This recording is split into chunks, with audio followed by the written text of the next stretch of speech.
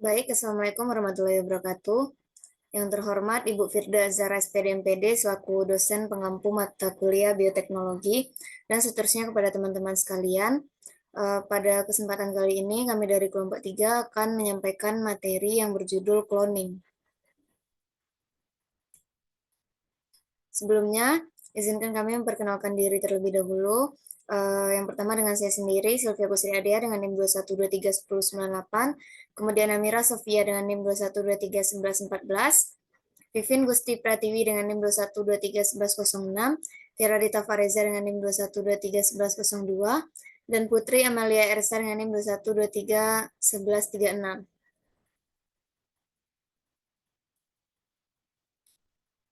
Materi ini memiliki beberapa pokok pembahasan. Yang pertama yaitu pengertian dan teori dasar cloning, kemudian jenis-jenis cloning, kemudian contoh cloning hewan, kemudian metode cloning pada domba, kemudian simulasi cloning SNCT, dan yang terakhir kajian perkembangan cloning di Indonesia.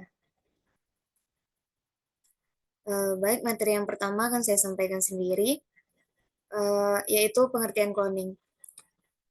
Cloning ini merupakan proses menghasilkan organisme dengan DNA yang identik atau hampir identik, baik secara alami ataupun buatan. Di alam, beberapa organisme menghasilkan klon melalui reproduksi aseksual. Dalam bidang bioteknologi, cloning adalah proses menghasilkan organisme cloning atau salinan dari sel dan dari fragmen DNA.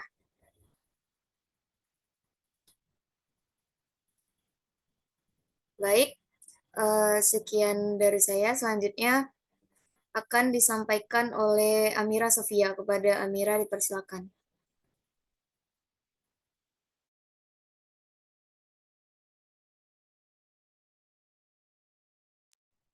Baik, terima kasih moderator. Selanjutnya kita masuk ke teori dasar pengkloningan. Nah, teori dasar cloning mencakup konsep-konsep utama yang membentuk dasar pemahaman tentang cloning. Nah, berikut ada beberapa teori dasar cloning. Yang pertama, diferensiasi sel. Nah, organisme multiseluler memiliki berbagai jenis sel yang berbeda-beda dalam tubuh, dan sel-sel ini telah mengalami diferensiasi untuk mengadopsi peran dan fungsi tertentu. Untuk cloning, penting untuk memahami bagaimana sel-sel berdiferensiasi dalam berbagai jenis-jenis sel. Kemudian yang kedua ada inti sel. Nah, inti sel mengandung materi genetik organisme, di mana dalam pengkloningan inti sel ini mencakup pemahaman tentang struktur dan fungsi sel, termasuk bagaimana inti sel mengandung materi genetik. Selanjutnya ada pluripotensi atau totipotensi. Nah, konsep pluripotensi mengacu pada kemampuan sel untuk mengadopsi berbagai jenis jalur perkembangan dalam tubuh. Kemudian ada reprogramasi sel. Nah, reprogramasi sel mengacu pada perubahan yang harus terjadi pada inti sel somatik untuk mengembalikan ke keadaan pluripoten atau totipoten. Nah, yang kelima ada induksi, pembelahan, dan pembentukan embrio. Setelah inti sel somatik ditempatkan dalam sel, telur yang didenukleasi, sel telur kemudian dirangsang untuk memicu pembelahan dan membentuk embrio.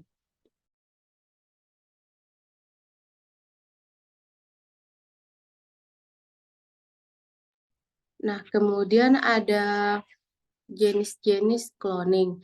Yang pertama ada cloning kemudian yang pertama ada cloning molekul. Nah, cloning molekul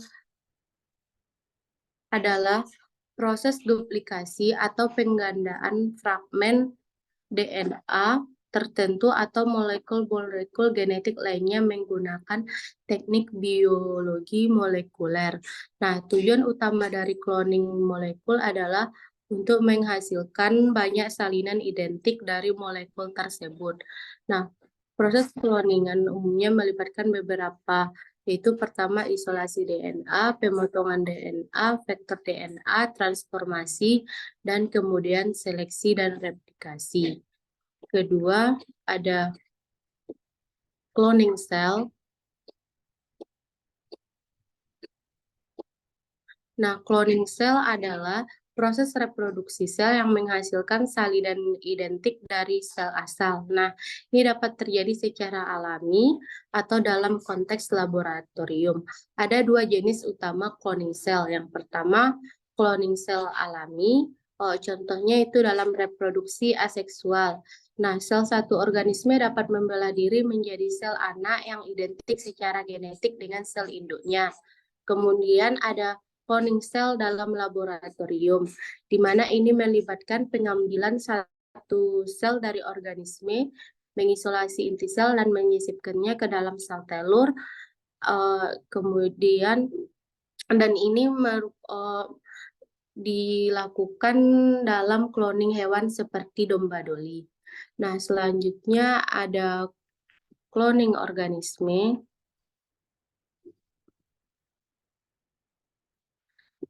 Nah, cloning organisme adalah proses menciptakan organisme baru yang genetik identik atau hampir identik dengan organisme yang sudah ada.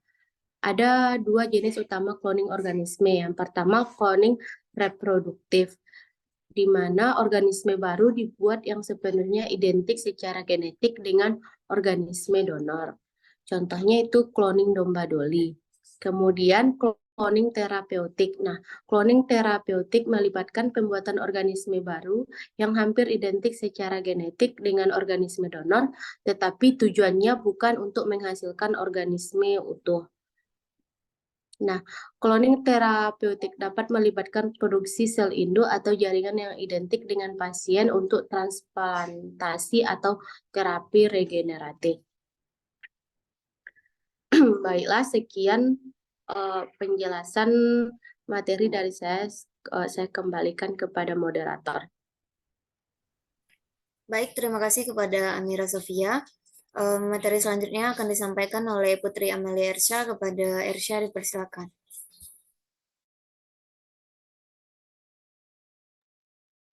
Baik, selanjutnya ada jenis-jenis cloning yang keempat, yaitu cloning reproduktif, yang mana cloning reproduktif ini adalah cloning yang menghasilkan organisme yang baru yang secara identik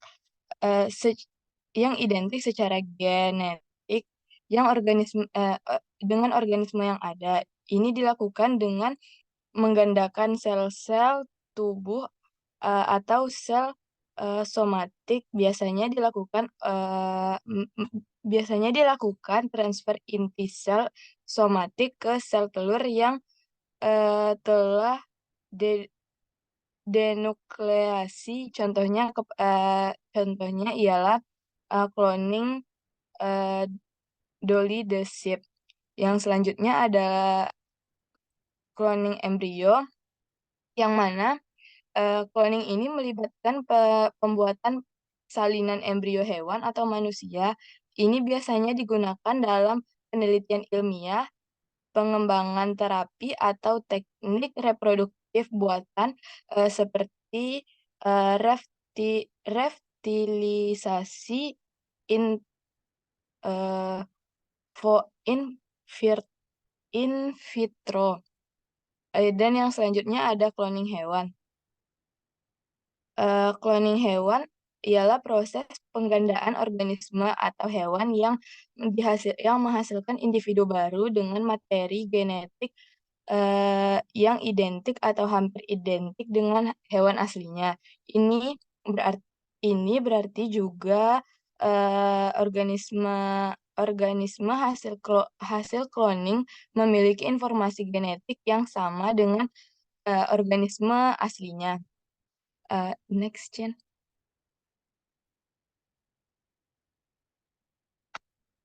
Nah, selanjutnya ada contoh cloning dari hewan. Yang pertama ada cloning kucing. Beberapa kelompok penelitian telah mencoba mengkloning kucing seperti yang terjadi dengan kucing yang disebut dengan CC atau cat clone pada tahun 2001. Yang kedua ada cloning monyet pada tahun 2018. Ilmuwan di Tiongkok mengumumkan bahwa mereka berhasil mengkloning mengkloning dua monyet yang diberi nama Zong, Zongzong, dan Huahua. Eh, Menggunakan teknik cloning yang disebut dengan Smart Inkel Nuclear Transfer atau SC SCNT. Yang selanjutnya ada cloning domba.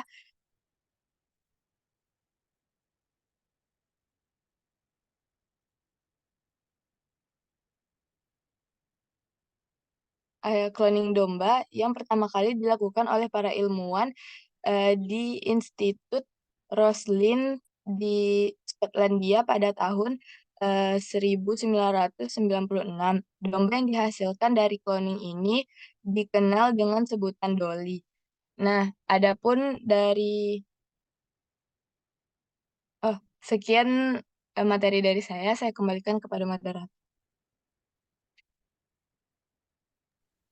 Baik, terima kasih kepada Putri Amaliarsya. Materi selanjutnya akan disampaikan oleh Vivin Gusti Pratiwi. Kepada Vivin dipersilakan.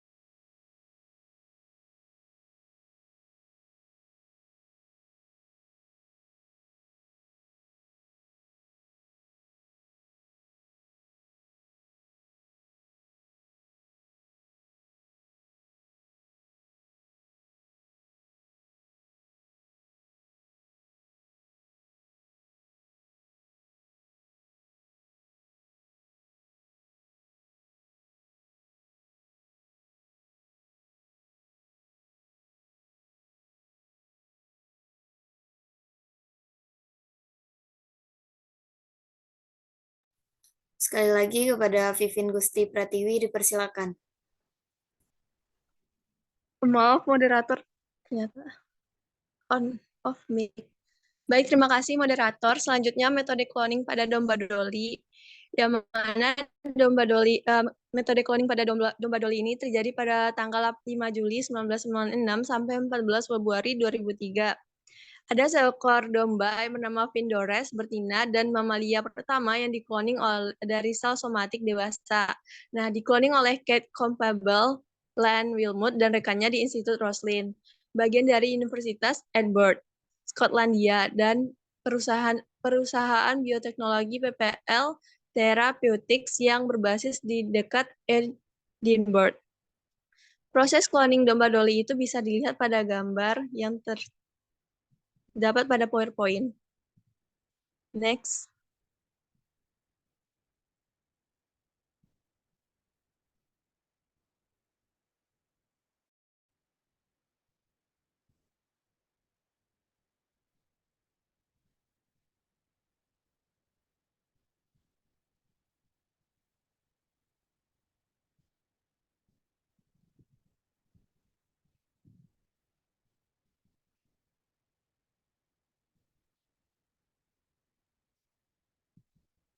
Kemudian simulasi cloning SCNT. Simulasi cloning SCNT atau Somatic Cell Nuclear Transfer adalah teknik laboratorium yang melibatkan transfer inti dari sel somatik ke oosit yang dienukleasi untuk membuat embrio. Embrio ini yang dihasilkan dapat digunakan untuk cloning reproduksi atau cloning terapeutik. Proses SCNT melibatkan beberapa langkah termasuk pengangkatan nukleus dari sel telur yang sehat, transplantasi nukleus dari sel lain ke dalam sel telur, dan stimulasi sel telur untuk mulai membelah dan berkembang menjadi embrio. SCNT juga telah berhasil digunakan untuk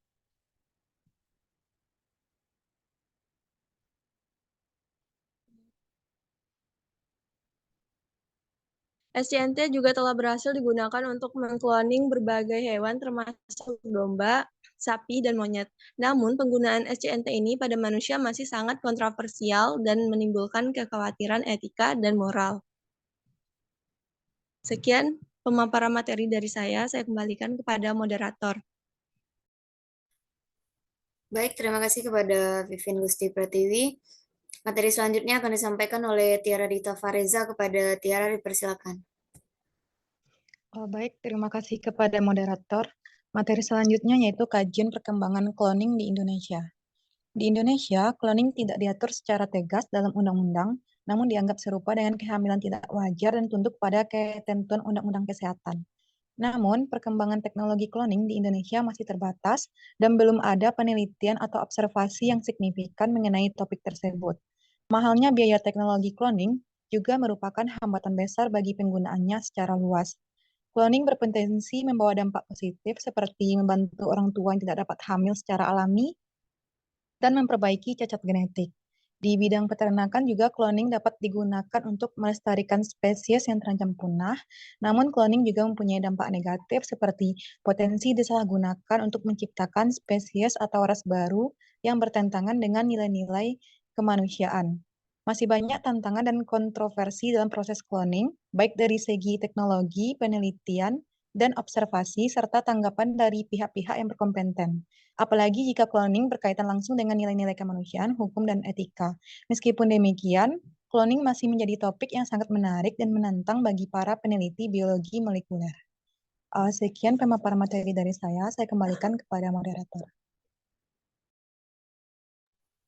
Baik, terima kasih kepada Tiara Dita Fareza. Mungkin sekian presentasi dari kelompok 3. Jika ada kesalahan dan kekurangan, kami mohon maaf. Kami sudahi dengan Wassalamualaikum warahmatullahi wabarakatuh.